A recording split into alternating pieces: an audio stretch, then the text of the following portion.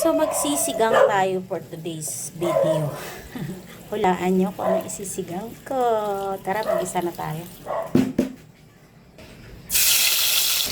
Sa panahon ngayon, hindi na uso ang arte-arte.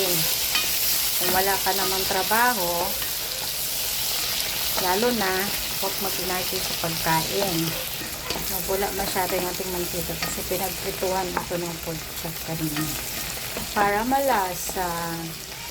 So, ito na talaga ang ating isisigang. Ayan. Alam kong ilang sa inyo ay nakakain na ng sinigang ng sardinas. Ganito lang siya ka-easy. Para ka din sigang ng karne.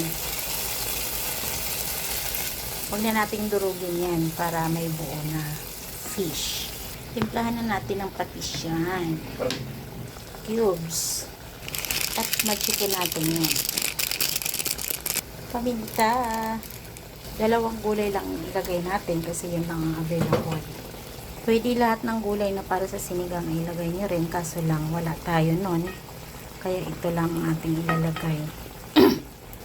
So, ayan, malapot na siya. Lagyan na natin ng sabaw.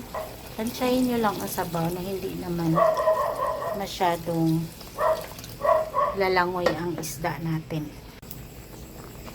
Ilagay na natin yung ating sili na 25 years na sa ref. Dahil sa mahal lang isang piraso. Sobrang tipid. Kaya isa lang yan talaga.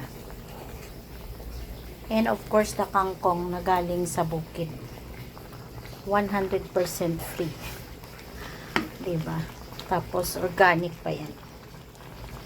So, ayan, niluto na yung ating kangkong. Hindi yan matatawag ng sinigang kung walang pang paasim yan. Yan ang kukumpleto sa ating recipe. Kasi ganyan lang siya kabilis lutuin, no? So, luto na yung ating sinigang na sardinas. Ayan, buong ating sardinas. Kasama dyan ang pag-plating. O, ha?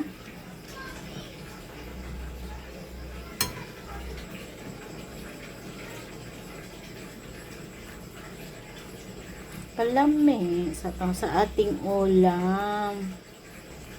Colorful pati siya dahil sa sabaw ng sardinas. So, ayan na ang ating sinigang na sardinas. Kainan na. Simple. Masustansya. At kakainin talaga yan ng bata kasi mahilig sila sa sinigang. Thank you for watching. Mwah!